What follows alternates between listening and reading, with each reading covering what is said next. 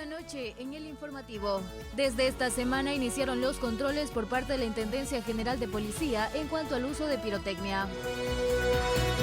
El Ministerio de Inclusión Económica y Social realizó abordajes en diferentes calles de la ciudad para identificar los casos de mendicidad y trabajo infantil que se registran en Santo Domingo. El sector turístico de Santo Domingo espera reactivarse en estas fechas festivas que se aproximan. En lo internacional, la revista Time nombró el jueves al presidente electo de Estados Unidos, Donald Trump, como persona del año 2024. Esto y mucho más a continuación.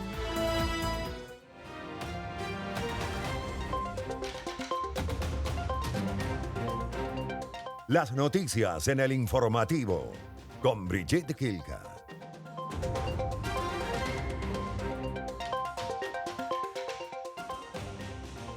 Buenas noches, bienvenidos a la tercera emisión de El Informativo a través de la señal de Majestad Televisión. Conozcamos quién estará hoy en nuestro espacio de entrevistas. Esta noche, en nuestro espacio de entrevistas, nos acompañará Antoine Barquet Guillén, analista político, con el tema a tratar, análisis de la ley antipillos.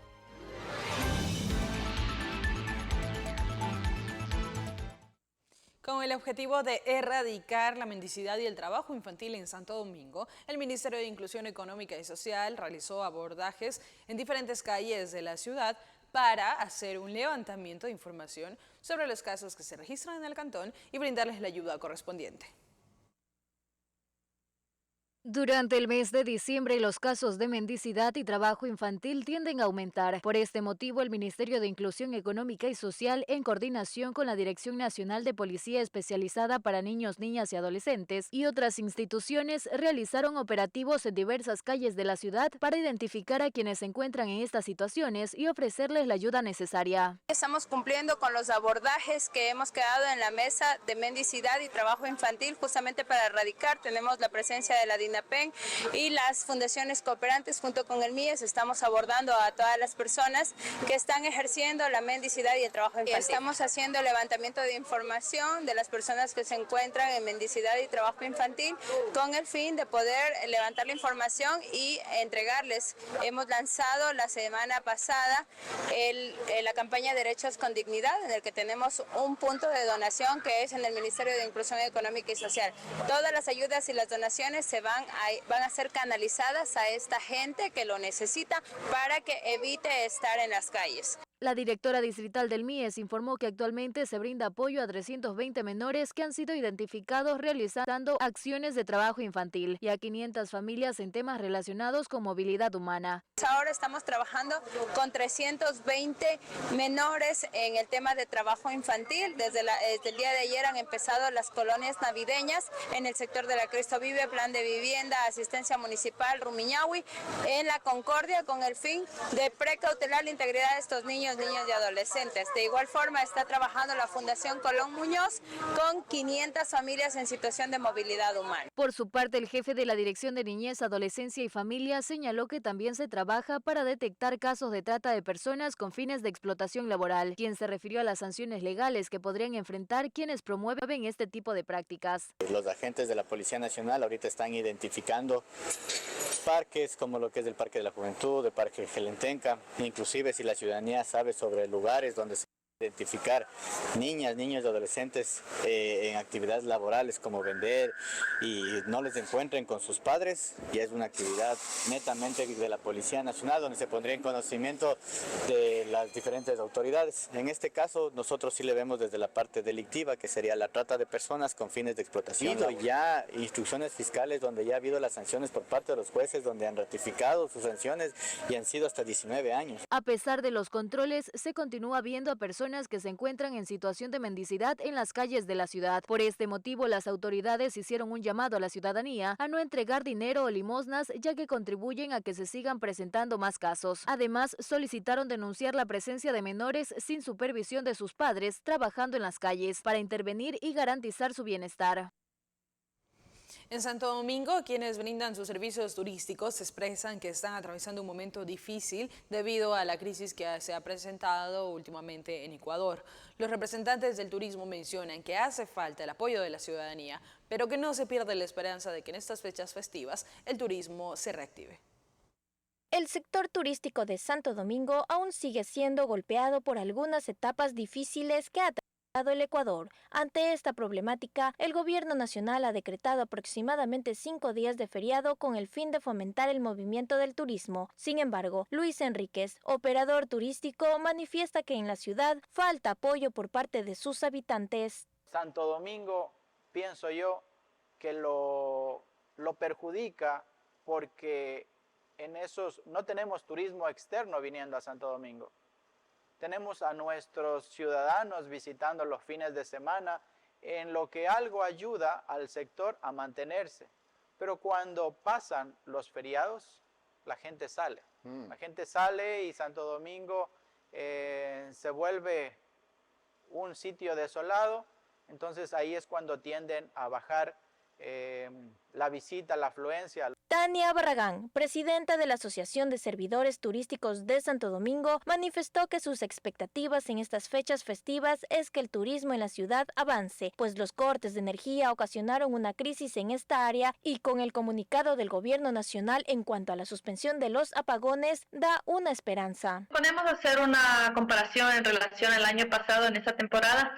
Realmente sí se nota bastante una baja en general en la reactivación económica del sector turístico, porque incluso en los feriados la gente en vez de, digamos, quedarse aquí local, muchos se quedaron incluso trabajando para quedar recuperando algo con las pérdidas incuantiables que se dio tras el tema de la luz eléctrica. Los constantes cortes de energía fueron un gran impacto para el sector turístico. A pesar de ello, quienes forman parte de este gremio continúan gestionando actividades para mejorar los servicios que ofrecen y así lograr que la ciudadanía santodomingueña apoye el turismo local.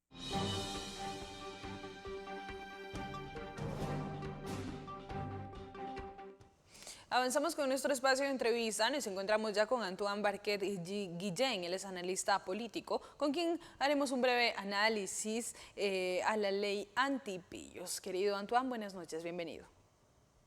Muy buenas noches, un gusto poder compartir con ustedes. Muchas gracias por este espacio. Muchas gracias también por acompañarnos. Tenemos que analizar primero el tema político de esta ley, ¿no? Hubo allí un conflicto entre el Ejecutivo y la Asamblea Nacional por la publicación de esta ley. ¿A qué se debe? Bueno, en efecto, como es de conocimiento público, existen dos, digamos, criterios, ¿no? En este caso el del legislativo y del ejecutivo. El legislativo, a través de su presidenta, ha manifestado la inconstitucionalidad de esta norma, puesto que la misma fue dada, de acuerdo al procedimiento que ellos llevaron adelante, quedada en archivo y posteriormente se publicó como archivada en el registro oficial. Y por otro lado tenemos la visión o la perspectiva del Ejecutivo, del Gobierno Central, del presidente Noboa, mismo que indica que al haber quedado en una suerte de inobservancia y no tratamiento de la ley, como debía de ser una ley económica con tratamiento urgente, pues él la aprueba a través del Ministerio de la Ley. Ese es el inconveniente, digamos, con el que estamos lidiando hoy por hoy los ecuatorianos, estas dos posturas, estas dos contraposiciones, por decirlo así, mismas bueno, que están en un nivel bastante álgido y una relación de desgaste también natural de la Asamblea Nacional, que como nosotros ya lo hemos visto, ya lo vimos y es de conocimiento general, pues ha llegado a un punto en el que tanto el Ejecutivo y el Legislativo están ya tratando de solventar las cosas, pero pues no de la mejor manera. Pero tiene razón la Asamblea Nacional cuando dice que no era competencia del Ejecutivo tomar esa decisión.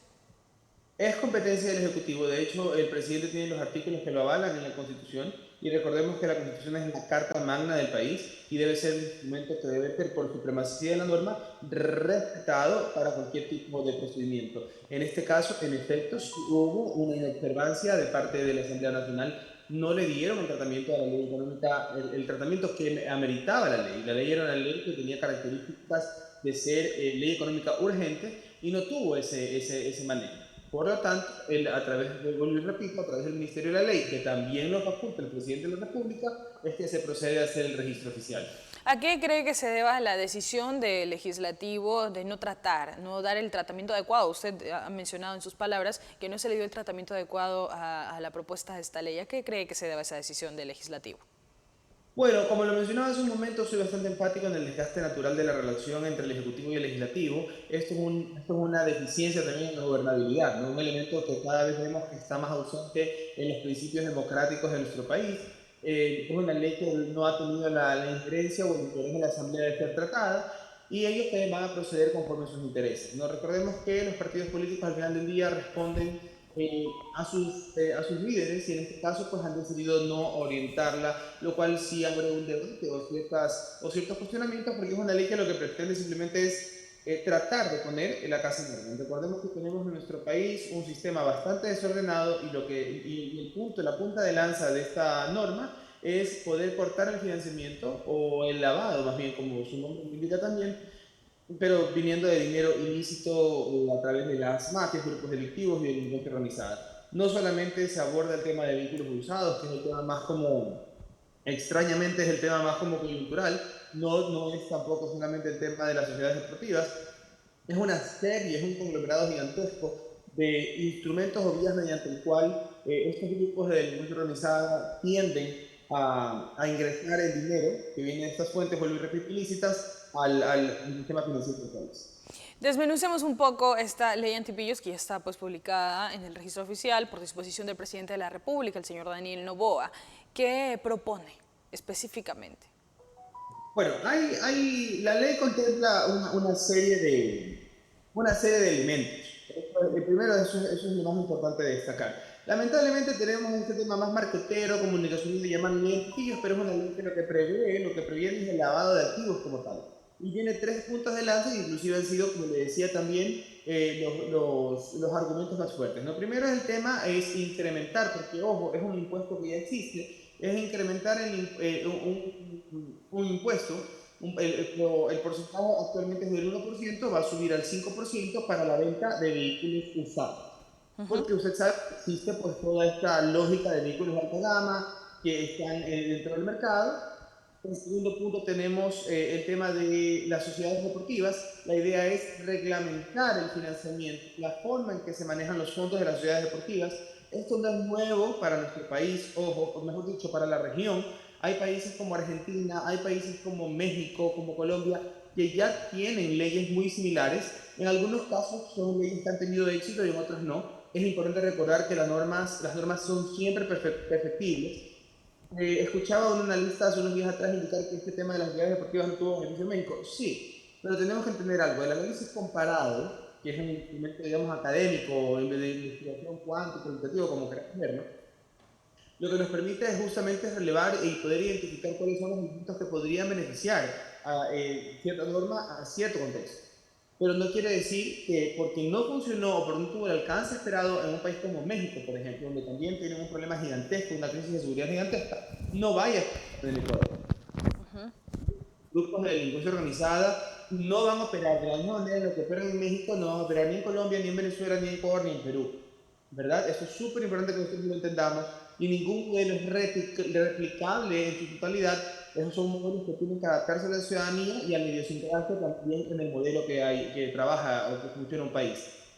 Un tercer punto, y que me parece muy importante, es el tema de las criptomonedas. Lo que se pretende, si bien esto es una moneda digital que llega a tener muchos inconvenientes o mucha poca trazabilidad, digamos, ya está pues en la bandeja, y se está debatiendo la manera de poder controlar también cómo se graban o cómo se registran las transacciones con este tipo de moneda, que al final del día, hoy por hoy, se está utilizando cada vez más. Yo me refería a decir que son esos los elementos más contundentes, y más que todos los vinculados al lado de activos. Hay otras dificultades también que la ley contempla, que no son menores, para el tema de tránsito y cuestiones así, pero el tema de los radares. Pero yo me refería, vuelvo y repito, a mencionar los 3 que hice más con más profundidad, detalle y profundidad, que son los que están más en la visión de la ciudadanía. No entendería, dicho esto, cuál sería el agravante o la motivación por la cual la Asamblea Nacional ha decidido no tramitar algo que al final del día debería ser en beneficio de todos los ecuatorianos y las ecuatorianas. ¿Y usted considera que esta ley antipillos está en favor y beneficio de los ecuatorianos? Yo creo que es un primer paso y lo he dicho en otras intervenciones en donde he tenido la oportunidad de opinar respecto a este instrumento normativo. Yo lo que entiendo que el presidente no está haciendo es tratar, lo que se percibe es tratar en este año, que es un muy poco tiempo de gestión para poder evaluar su administración, está tratando de poner, vuelvo y repito, la casa en orden, y este tipo de medidas lo que hace es contrarrestar de una u otra manera el financiamiento de los grupos de delincuencia organizada. Yo le aseguro que esto es un primer paso. Y estoy seguro también de dos cosas. La primera, va a tocar complementarla, va a tocar adecuar, aterrizar, digamos, esta norma, ver a través de los mecanismos, a través de la UAT o de las entidades competentes, su aplicabilidad, pero por otro lado, esto tiene que tener un alcance mayor, porque como le mencionaba hace un momento, el tema del lavado de activos no solamente se da en los clubes, en los vehículos o a través de las criptomonedas. El tema del lavado de activos es absolutamente transversal a todas las transacciones financieras que tiene el Estado. Otro de los sectores en los que seguramente va a intervenir eventualmente el gobierno, y me parece excelente, es el sector de bienes y raíces, donde también, vuelvo y repito, hace falta una incursión mayor. Entonces, considero que es una norma necesarísima para el país, es una medida que ataca el financiamiento de los grupos de delincuencia organizada, es muy pronto para medir obviamente sus resultados, ni siquiera está su implementación como tal. Estamos llamados a ser observantes igual de los procesos y ver cómo esto va a tener un aterrizaje para la aplicabilidad de la ciudadanía y por otro lado, vuelvo y repito, también es interesante ver cómo también vamos a abordar otras problemáticas donde, soy enfático en esto, se da también el lavado de activos. Bien, el lavado de activos también tiene que ver, por ejemplo, con negocios como la organización de eventos masivos o eventos grandes. Este tema no se toma mucho en cuenta o no se ha tomado en cuenta, por ejemplo, en la ley antipillos, que de hecho es preocupante también porque ahora cada persona aparece cada vez un nuevo empresario que se dedica a la organización de estos eventos en donde es fácil en realidad el lavado de activos. Exactamente, el lavado de activos, mire, los grupos de delincuencia organizada tienen unos testículos de operación impresionantes e inimaginables. Yo creo que la ciudadanía no logra realmente, no logra llegar a dimensionar el alcance que pueden tener. Y obviamente van como un cáncer, van atacando y van interviniendo en lo que puedan. Y donde puedan usufructar, digamos, donde puedan sacar un beneficio. Entonces, en este caso, necesitan limpiar, lavar el dinero con el que tienen todas sus acciones y pues, como usted bien lo refiere, eso es un tema también importantísimo, el tema de los espectáculos. Y así también tenemos temas de restaurantes, tenemos temas de emprendimiento, muchos casos de emprendimientos. Entonces, es el alcance y obviamente estoy seguro que desde una visión motivada logró justificar o determinar cuáles eran los elementos con los que iban a empezar. En este caso, vehículos usados, en este caso, sociedades deportivas y criptomonedas. Entonces, la reflexión, o yo lo que el ciudadano como esperaría, es que eventualmente haya un alcance mayor o una intervención, o que la UAF tome un rol más protagónico en lo que tiene que ver justamente con su trabajo, que es el lavado de activos, el tema de análisis financiero como tal. Pero creo que es un muy buen primer paso y debemos estar expectantes a ver cómo se puede regularizar a futuro desde otros frentes. Imagínense ahorita la cantidad de restaurantes que hay. No digo que esté mal, no digo que es un sector que debamos ir a observar, pero también es un sector que debe ser considerado. Entonces la ciudadanía está muy presente de esta suerte como de emprendimientos que a veces uno ni siquiera entiende sus fuentes de financiamiento y deberían de levantar las alertas, obviamente con las justificaciones técnicas y económicas para poder intervenir. A eso justamente iba, también de esto también, este tipo de negocios como los restaurantes, los sectores turísticos, también son un punto fijo o que de donde puede lucrarse o donde puede aprovecharse el lavado de activos, ¿no? Cada vez hay más restaurantes, Santo Domingo, por ejemplo, es una tierra muy comercial, muy productiva, cada vez hay más restaurantes y cada vez de condiciones mucho más costosas, mucho más lujosas, en donde tú puedes darte cuenta, como usted dice, uno no sabe de dónde sale ese dinero que se invierte justamente para este tipo de negocios. Sí, y justamente esas son las alertas que nosotros, primero como ciudadanos, estamos llamados a observar y segundo, estamos también llamados a exigir que las instituciones del Estado cumplan con su rol. La UAFE es una institución que nutre al Estado, que es importantísima, tiene un rol clave, pero que no ha tenido protagonismo durante muchísimos años. Entonces me parece interesante y me parece muy importante que el presidente finalmente le endose esta responsabilidad, que ya la tenía obviamente por sus competencias naturales, pero que efectivamente tengan el respaldo para poder llevar adelante y transparentar el recurso. Mire, solo para hacer una referencia muy breve, nosotros tenemos 2017 al 2022, si no me equivoco, por lavado de activos tenemos casos por 173 millones de dólares. Usted sabe en la crisis de seguridad energética en qué se puede haber usado ese dinero. Entonces yo creo que esto ya es un basta, esto es un alto, justamente inclusive a los ciudadanos que también se prestan para estos temas, ¿no? Porque también hay que entender, hay que entender algo súper claro. Sí, están los grandes grupos de delincuencia organizada detrás, pero también entendamos que están, por sobre todas las cosas, también un ciudadano involucrado. Entonces, también un ciudadano tiene que estar alerta y atento. A ver, ¿a qué me estoy metiendo? Si en algún momento pensé que esto no iba a ser controlado, si en algún momento pensé que esto iba a pasar desapercibido, hoy por hoy ya no es así. Entonces, es un corte al financiamiento de los grupos como tal, de delincuencia organizada, y en paralelo es una alerta, un llamado también de atención a la ciudadanía en general, ¿no?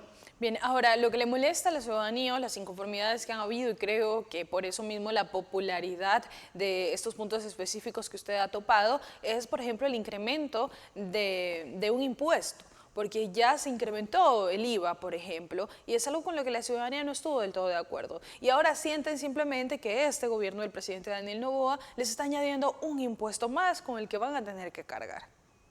Bueno, primero que todo es importante que la ciudadanía, sin yo pertenecer al gobierno central, hay algo que es técnico y que es indudable. La crisis de seguridad, una crisis de seguridad de la envergadura que vive nuestro país y de hecho en cualquier parte del mundo son absolutamente costosas.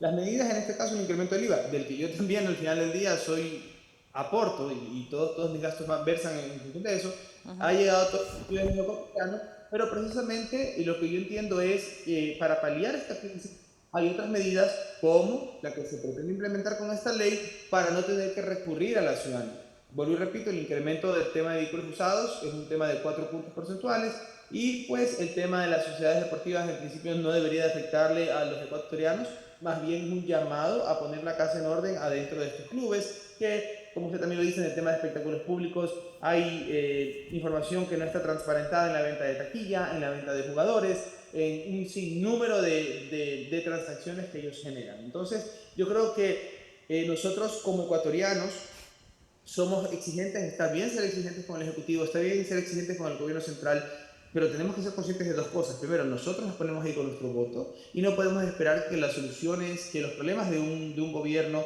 de un país, mejor dicho, que han venido como un caldo de cultivo germinándose durante años, se resuelvan en 10 meses.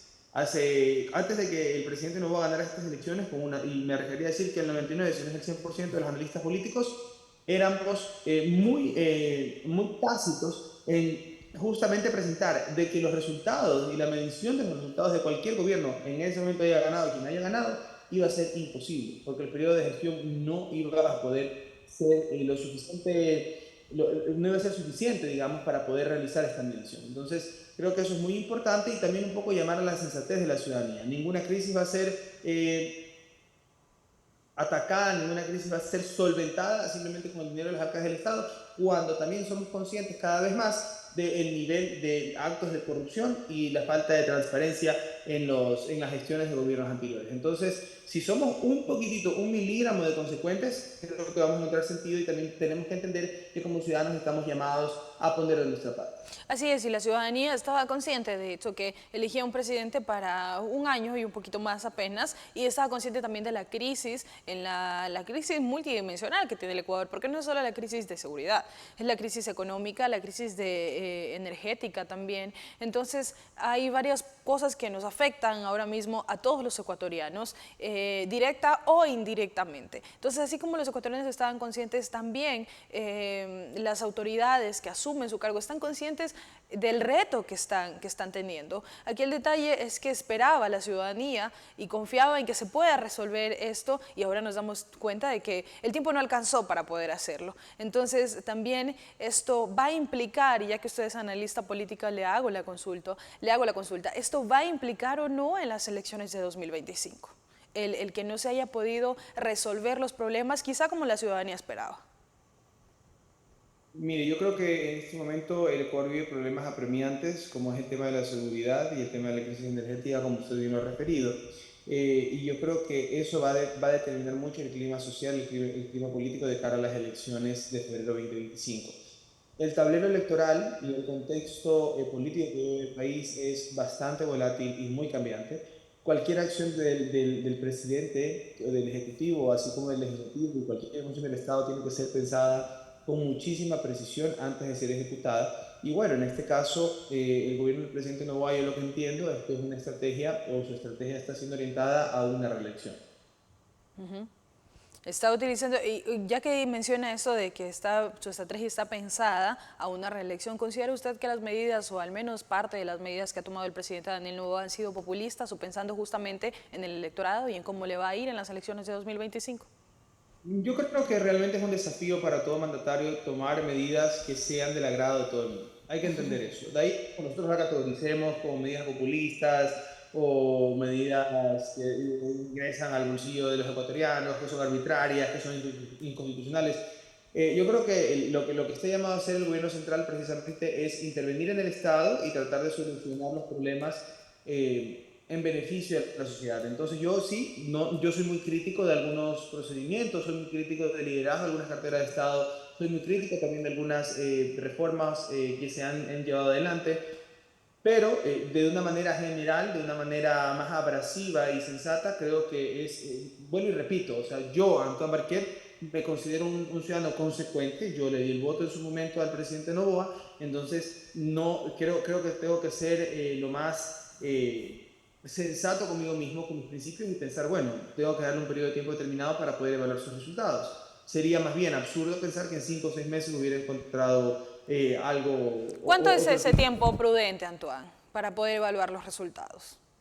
Depende, es que depende, porque cada tipo de política pública, cada tipo de ley demanda diferentes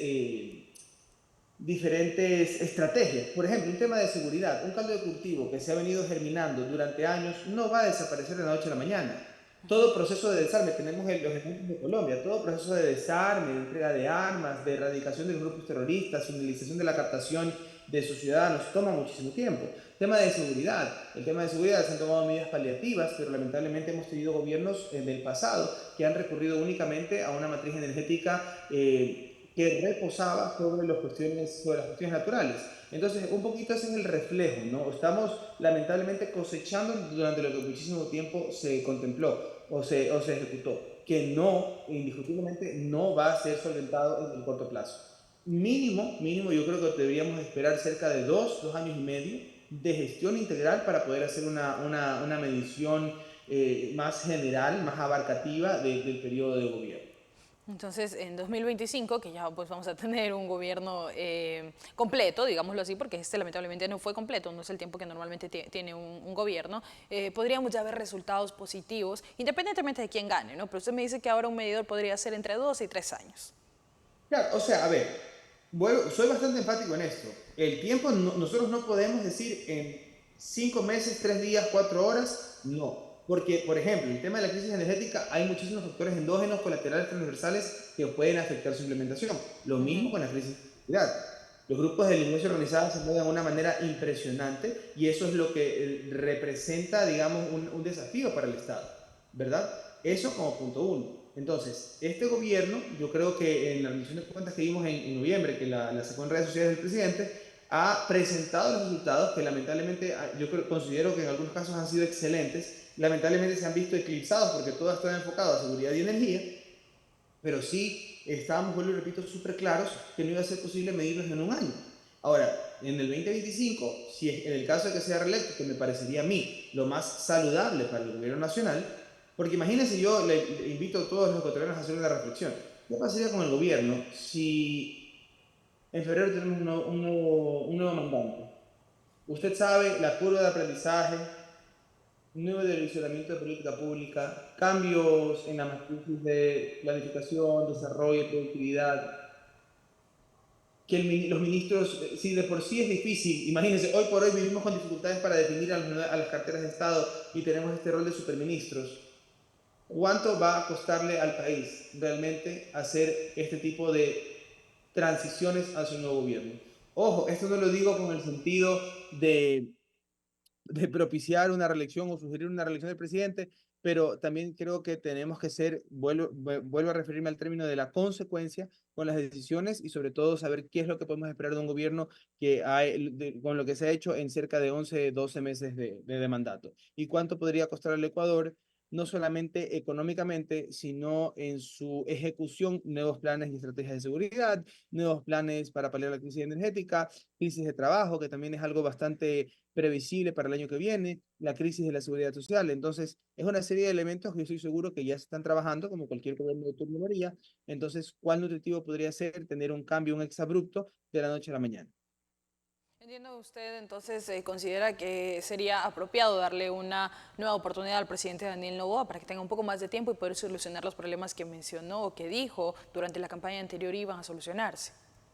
Considero que la gran mayoría de las decisiones del presidente Noboa, como en este caso de esta ley, así como las otras que han sido presentadas y en su mayoría han sido aprobadas por la Asamblea Nacional, el tiempo de su ejecución es muy corto. Lamentablemente, como usted bien lo sabe, estamos lidiando con el cierre de lo que era el periodo del expresidente Lazo, que tuvo una crisis de gobernabilidad y una crisis de su relación con la Asamblea Nacional. Entonces, considero que sí deberíamos hacer, y podría sonar cansón, pero me parece que es la palabra más oportuna, debemos de ser consecuentes con nuestro voto como fue dado y también dimensionar cuál puede ser la afectación que podría tener el Estado en una transición.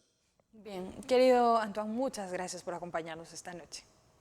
Muchísimas gracias a ustedes. Buenas tardes.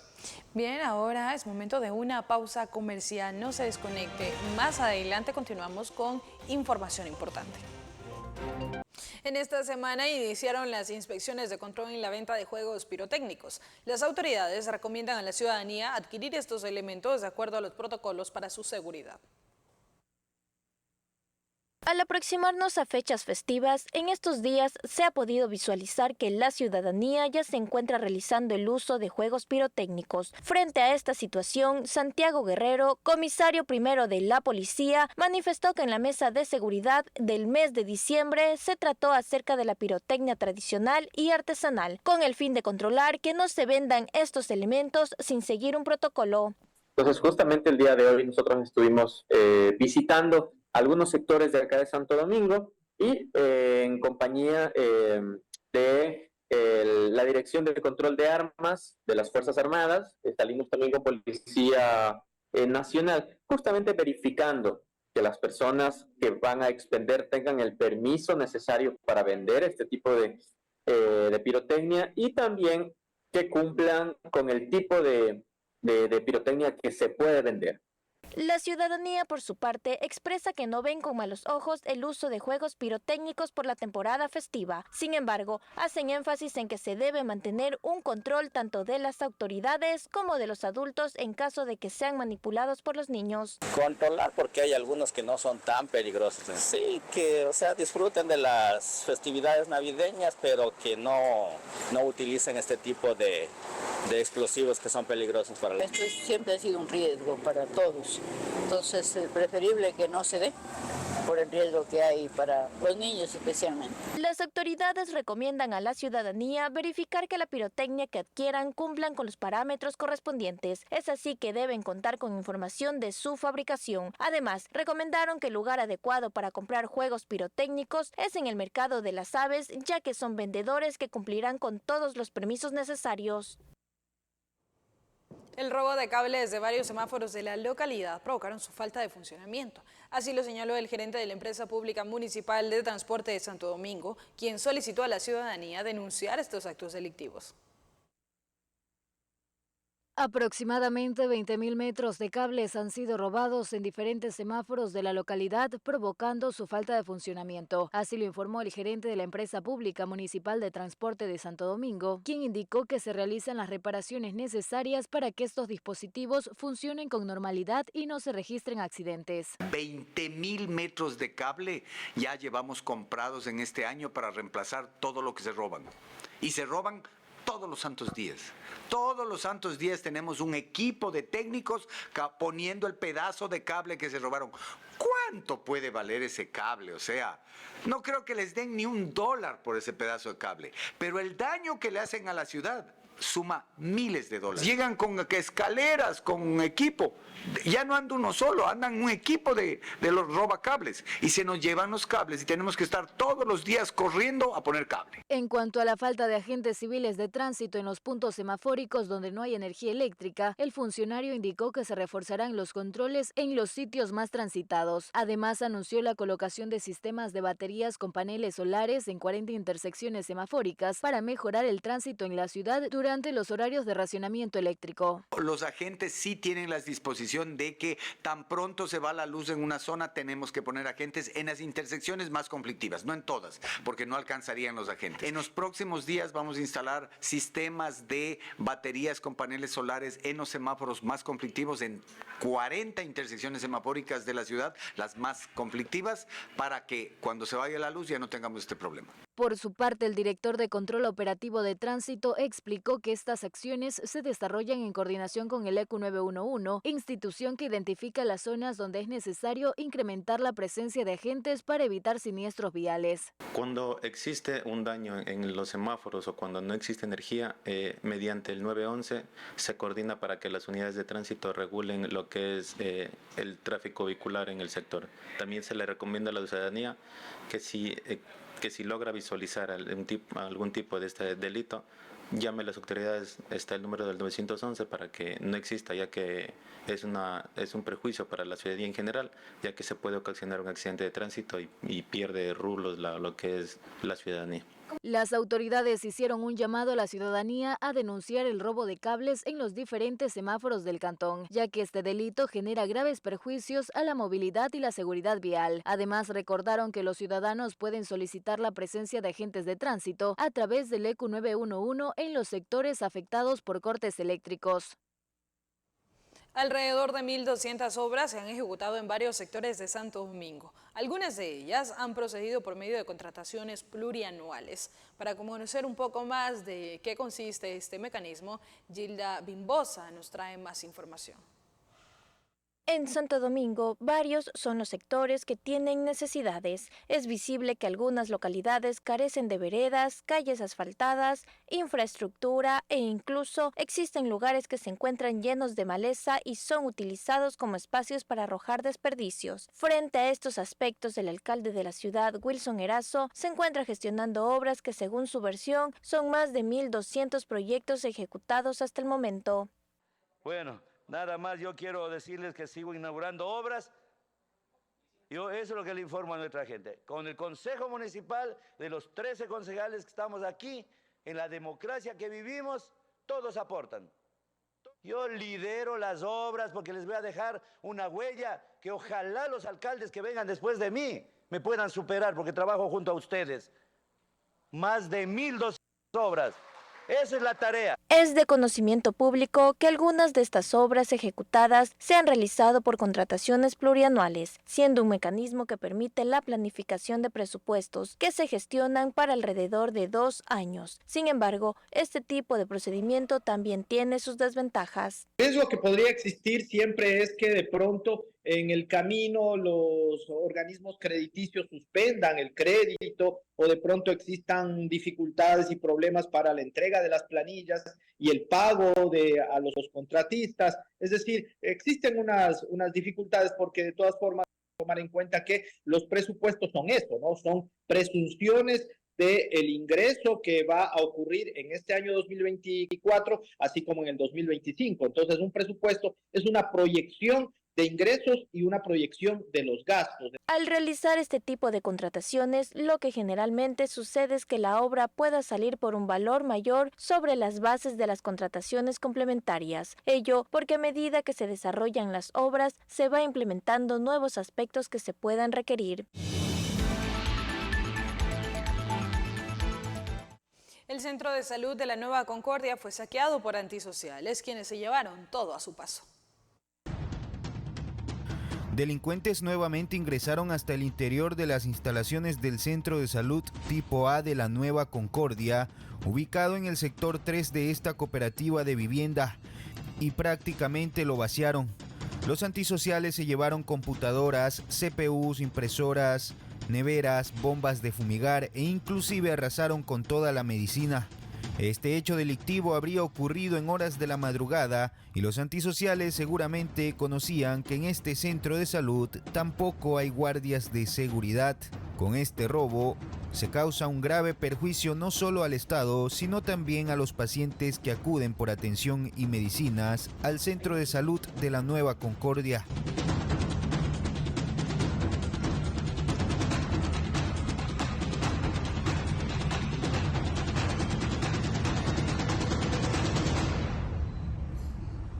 El personal médico y trabajadores de la salud cumplen con su jornada de trabajo y posterior a esto, este centro de salud queda totalmente abandonado, sin servicio de guardianía. Y ante esto, las autoridades de salud no se han manifestado. La delincuencia está desarmando a los principales centros de salud del cantón La Concordia.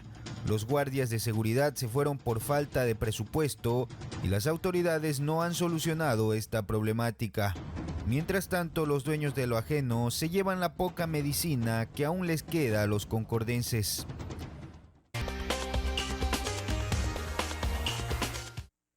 Desde que el presidente de la República, Daniel Noboa, envió a la Asamblea Nacional la ley antipillos para su debate y posterior aprobación, la normativa ha estado en un debate público. Pero vamos a conocer en el siguiente informe a qué hace referencia esta ley o qué incluye pues esta normativa. En el siguiente informe, más detalles. Según el texto publicado en el registro oficial, uno de los objetivos de la ley es detener de inmediato los ingresos de los delincuentes como una medida para debilitar a las organizaciones criminales. Para esto, en el reglamento se determinan 3 acciones fundamentales. Así, el fortalecimiento de la UAFE, Unidad de Análisis Financiero. Esto le permitirá al gobierno determinar tarifas por concepto de multas para quienes, estando obligados a reportar sus actividades financieras, no lo hagan, pudiendo así ejercer coactivas. Asimismo, la UAFE podrá solicitar el congelamiento de fondos en caso de sospechar de actividades puntuales. Además, esa información será compartida con la Fiscalía y la Procuraduría para ejercer mecanismos de extinción de dominio.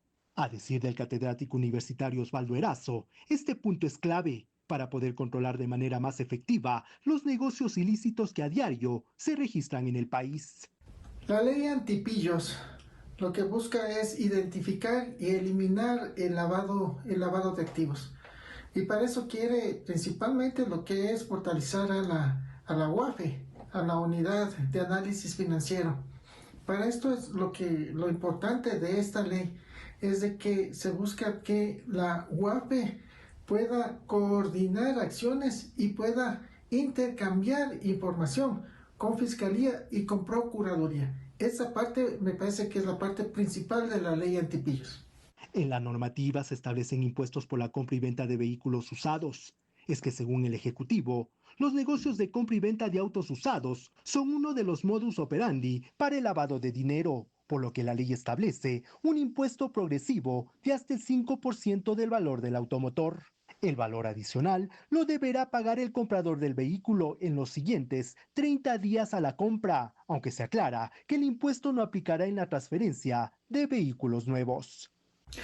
La ley antipillos también busca crear un impuesto, no es un nuevo impuesto, sino que más bien reemplaza al otro impuesto que ya existe, que es el FONVIAN, ¿no es cierto?, que ya existe en la compra-venta de autos, sino que de una manera progresiva. O sea, mientras más caro es el auto, el impuesto puede llegar hasta un 5%.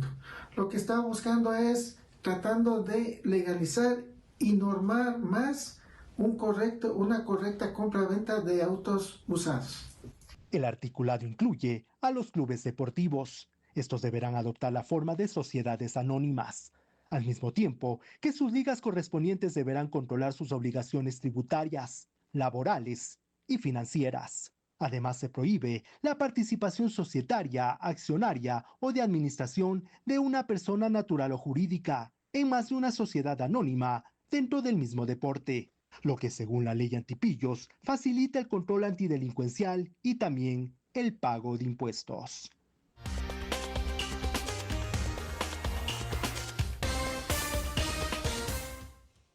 Apagones repentinos se reportaron en Santo Domingo y en varias ciudades del país. Sin embargo, representantes del gobierno nacional no se han referido al tema públicamente.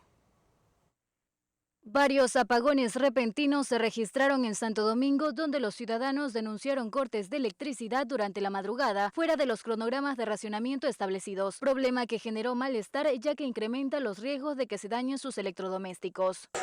Los cortes de luz nos hacen que nuestros electrodomésticos se dañen porque se apagan, se prenden, cortan en la madrugada, establecen un horario y luego ya no lo cumplen. Entonces sí nos está perjudicando un poquito en ese lado. Esperamos que cumpla que el 20 de diciembre, a partir del 20 ya no van a haber más cortes de luz. Si usted le dice, voy a cortar en tal hora, eso debe de ser lo correcto. Para que no perjudique a la ciudadanía. Claro, para que no perjudique ni se dañen las compras. Esta problemática también afectó a otras ciudades del país como Guayaquil, Quito, Portoviejo, Durán y Daule, donde los residentes reportaron 2 apagones en menos de 3 horas. Un especialista en eficiencia energética señaló que estos cortes podrían deberse al aumento de la demanda eléctrica en diciembre, lo que habría generado problemas en el Sistema Nacional de Generación de Energía. La demanda en diciembre se incrementa casi un 30-40% por el tema de consumo adicional al Sistema Nacional de Energía. Y nuestro Sistema Nacional no está en la capacidad de soportar este aumento de demanda, pues pueden darse casos como el que pasó, ¿no? Posibles blackouts, desconexiones por el incremento excesivo de la demanda que nuestro Sistema Nacional de Energía interconectado no ha tenido mantenimientos y tampoco se ha hecho ampliaciones o extensiones durante varios años. El especialista señaló que aunque los racionamientos han disminuido, la crisis energética persiste, por lo que se recomienda a la ciudadanía realizar un uso eficiente de este recurso para prevenir mayores afectaciones. El llamado siempre será a eso, a ahorrar, a ser más responsables con el uso de energía. Si no se da el tema de las lluvias, es muy probable que el gobierno tenga que hacer otra vez apagones masivos al sector industrial, por lo menos para poder cumplir una promesa como la que hizo. Y justamente hoy se anunció eso, ya hay un apagón masivo al sector industrial de 15 días, con lo cual ahí sí es una posibilidad mayor de que se cumpla ese ofrecimiento. Respecto a los cortes de electricidad repentinos, solicitamos información a la unidad de negocios de CENEL en Santo Domingo. Sin embargo, no emitieron declaraciones. Mientras tanto, los usuarios exigen que las autoridades respeten los cronogramas establecidos para evitar apagones sorpresivos que alteren sus actividades cotidianas. Según Etapa EP, en lo que va de esta semana, se podría terminar la sequía hidrológica en Cuenca, que al momento ya registra 150 días. Los caudales de los 3 ríos se encuentran en estado normal, mientras que uno se presenta bajo. Hasta este miércoles 11 de diciembre, el Atenas del Ecuador atraviesa los 150 días de sequía hidrológica. Sin embargo, esa condición podría cambiar hasta la presente semana, en caso de que los pronósticos de lluvia se cumplan, según publicó la empresa pública de Etapa. Esto ya indicaría que los caudales van a aumentar de manera sostenida y se van a mantener en valores normales. Sin embargo, esta sequía se descartaría en todas las cuencas, menos en la cuenca del Tarqui, porque la cuenca del Tarqui todavía continúa con caudal bajo. Precisamente este afluente registra un caudal de 1.62 metros cúbicos por segundo. Y como consecuencia, ciertas zonas rurales de la ciudad podrían continuar con el racionamiento del recurso hídrico. Estamos hablando desde proyectos como el de Irquis, proyectos como el de Portete también, que se están viendo afectados. Otros cuenca más arriba también, que son proyectos más pequeños, pero que sin embargo ya han sufrido durante todos estos meses los embates de la sequía. El especialista refirió que de acuerdo a estudios de la entidad, se avecinan futuras sequías en los próximos años. Fenómeno natural que responde especialmente al cambio climático que afronta el planeta. Específicamente desde Etapa hemos analizado que estos cambios que hemos tenido desde el año 2022, en donde en primer lugar los meses finales del año han sido secos, ahora 2023-2024 el último semestre del año ha sido seco, puede ser el indicador de que haya un cambio estacional. Es decir, que tengamos en la ciudad precipitaciones considerables durante el primer semestre del año y durante el segundo semestre del año tengamos ausencia de precipitaciones que pueden desencadenar futuras sequías. A pesar que los ríos Tomebamba, Machángara y Yanuncay se encuentran hasta el momento en estado normal, los valores están muy lejos de sus cotas de acuerdo a datos anteriores. Es así que la dependencia continúa su campaña de concientización para el cuidado y el buen uso del líquido vital.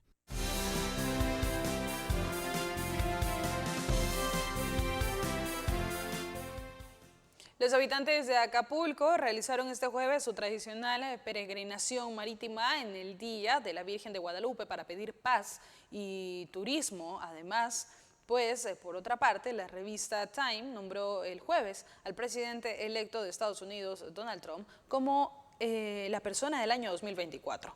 Esto y más en nuestro resumen internacional. Los 32 aliados de la OTAN están debatiendo actualmente la posibilidad de aumentar la referencia de gasto en defensa desde el actual 2% del PIB y pide a los ciudadanos europeos sacrificios para aumentar el gasto en defensa. El nuevo paquete de sanciones de la Unión Europea contra Rusia incluye a 50 barcos que operan ilegalmente para evitar restricciones. Entre febrero de 2022 y junio de 2024, Rusia generó 475.000 millones de euros por exportaciones de petróleo. Los habitantes de Acapulco realizaron este jueves su tradicional peregrinación marítima en el Día de la Virgen de Guadalupe para pedir paz y turismo en medio de la ola de violencia que sufre el balneario y tras el embate del huracán John, que dejó más de una veintena de muertos en septiembre. La revista Time nombró el jueves al presidente electo de Estados Unidos, Donald Trump, como persona del año 2024. Esta es la segunda vez que distingue al republicano con este galardón. Es momento de conocer quiénes serán nuestros invitados el día de mañana. Mañana, en nuestro espacio de entrevistas, nos acompañarán Alejandro Zavala, consultor político, con el tema a tratar: logros del gobierno en materia económica. Carlos Taipe, experto en derecho, con el tema a tratar: análisis a los casos de corrupción en Santo Domingo. Clever Carrión, director de la Cámara de Comercio de Santo Domingo, con el tema a tratar: reactivación por época navideña y seguridad en Santo Domingo.